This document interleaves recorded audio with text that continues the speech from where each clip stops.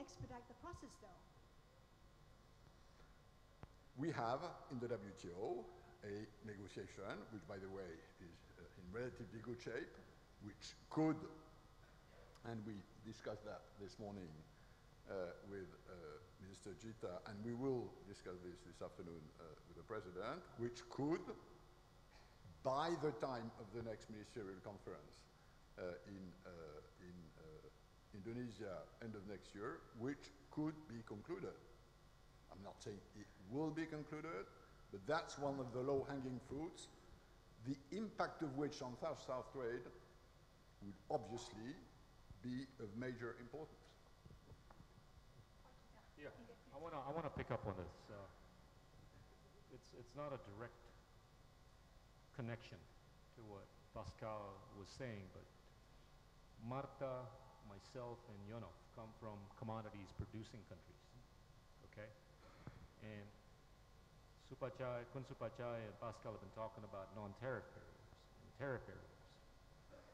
What I have seen in recent months and periods is that there's been an increasing disconnect in some economies where we're seeing a contraction, but at the same time, an inflationary environment, okay? This is not logical. And this inflationary environment is attributable to mainly two things: volatilities on food prices and volatilities in commodities prices. Unfortunately, all of us in the South-South are not price makers on any of these. We're price takers. And the creator, or the creating machine of these volatilities or these prices, are in the developed world. And I'll give you a specific example where we might have seen some weather anomaly in the US, which might have caused prices to get depressed by maybe 10 to 20% on soy, but the price of soy has gone up 200 to 300%. Now, you can call this whatever you want, non-tariff barrier or tariff barrier. But a lot of this is attributable to the speculative nature of buying and selling in some exchange or some exchanges that we have no oversight, that we have no control over.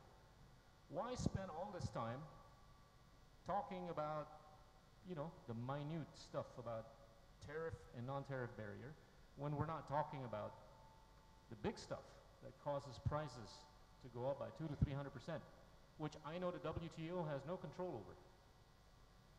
There's a lot of stuff that the WTO controls over, but this stuff is not managed nor controlled by the WTO, and is not even discussed at length amongst members of the WTO, especially members of the South-South. This causes an effect on how people trade with each other, this volatility, and it causes an effect on the mindset of trade. And unfortunately, in times of difficulties, the pendulum swings. There is knee-jerk reaction from one end to the other that gets misconstrued as overly protectionist or overly whatever. I think this has to be raised to the point where we can have an understanding and visibility on how to provide more oversight on the regulatory framework, which would inhibit or mitigate the nature and extent of the speculative transaction on commodities and foods. I want to mention the importance of integration within regional economies, but also integration within countries that has a similar goals. For example, we in Latin America are having a very interesting process, which is an integration between Mexico, Peru, Colombia, and Chile, and this is the so-called the Pacific Initiative. And it seems to me that it's going to be very productive, because for many years we were trying to integrate each other in the Andean community. We were very successful in that. Unfortunately, because of Venezuela and this different opinion about integration, the Andean community is almost dead. But the Pacific Initiative is having a very good momentum and results. And I would like also mention something that Pascal has said. he said the international rules for natural resources exports are weak. And I don't know if this is a good initiative to take measures, or what is important is to have transparency in the kind of measures. For example, it's difficult for Colombia right now to have enough commodities for some of our industries. The steel industry needs the scratch. And this is something that China is buying in Colombia in so many economies. So for us, it will be good to have tariff for the export of scratch. And what is important is to have transparency in that kind of measures. Why? Because if we are not going to have the raw material, the steel industry is not going to have the opportunity to produce automotive parts or the machinery or some other industries in the value-added chain. So at the end, we are selling the scratch to China, and we are importing from China the automotive parts or the machinery, whatever, because the steel industry doesn't have the material, the raw material. So it seems to me that it's important to have transparency in the kind of tariff instead of avoiding this tariff, because it's necessary for us to deliver all these value-added sector. And third, nobody has mentioned the importance of the exchange rate. For us, the exports of oil, gas, or whatever bring a lot of money, and also we have been success in foreign direct investment. So the investment and also the richness from the natural resources is creating a very overvalued currency, which is affecting a lot the manufacturing and the industrial sector in Colombia. So it's clear that we have to be very focused in fiscal discipline, in a rule in order to have a very balanced economy to avoid these all these effects in the manufacturing industry that we have lost because of the currency.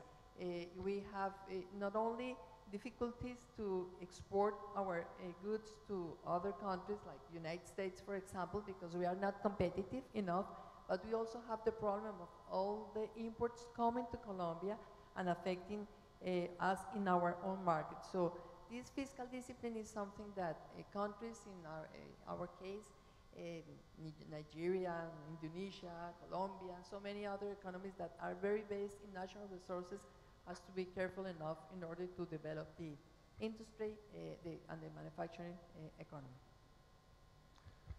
I'd like to pick on the point which Minister Gita made about the volatility of commodity prices. And from the WTO point of view, we like a more stable environment for trade, whether it's commodity prices, whether it's currencies. We would like, for the benefit of trade opening, more stability in these areas. And the question is, how do you get there? And obviously, this is not something, as Minister Gita said, this is not something which pertains to the disciplines of WTO. Now, one of the other reasons why there is volatility on commodities market is that many of these markets, not all, but many of these markets are not really totally open. There are sectors in the commodities market where, let's say, there is a form of cartelization. There are moments where a few commodity providers can, if not corner, at least handle the market in a way that leads to higher profit margins for them. This is an issue which has been there for decades and which is still there. There is nothing in the global disciplines that would prevent cartelization the way cartelization is now prevented in many domestic economies. So that's also an issue which probably needs to be considered in the future if we want trade in natural resources to flow from the ones who have to the ones who have not. Yes, I just wanted to add a few aspects of this discussion as to Africa.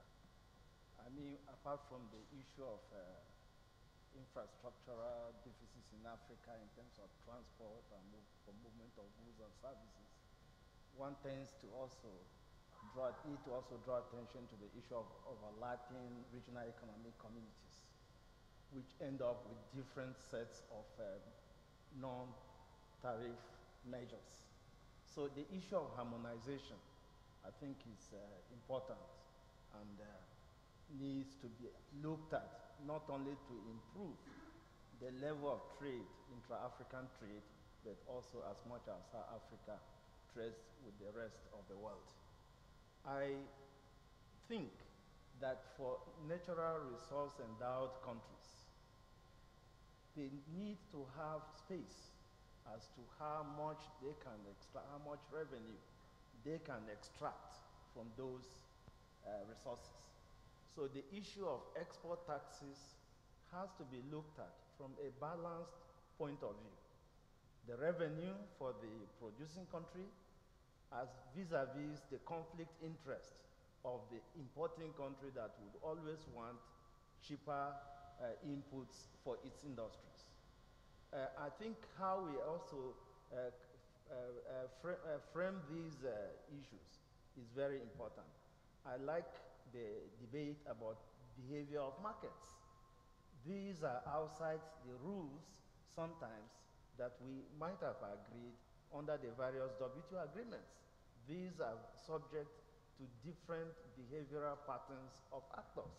So what are those speculative elements that arise in our economies in terms of currency, in terms of even commodity markets speculation? So it may require also that in addition to all these rules, national governments need to begin to put in place some ceilings as to certain patterns of behavior for certain sectors, depending on what some evidence may exist as to the implications of any upheaval. I fully concur with Minister Kita's point on the importance of what we call financialization of speculation.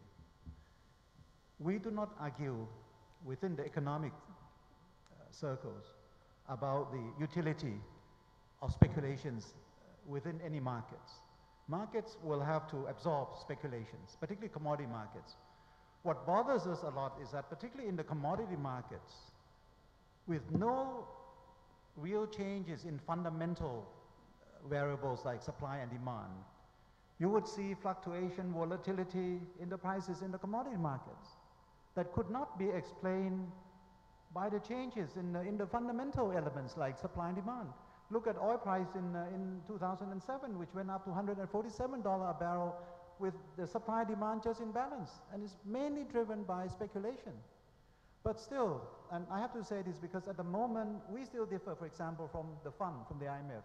We still differ from those who operate commodity exchanges, who believe that the more speculation, the better it is for the exchanges. We don't think so. We believe that because of the lack of opportunities for financial institutions to invest in financial assets, has driven them outside of the financial assets into commodities as another type of assets. So there are 3 or 4 things that we have tried to propose this. At UNCTAD, we've done a lot of studies on so-called financialization of speculation. We don't mind commercial speculation.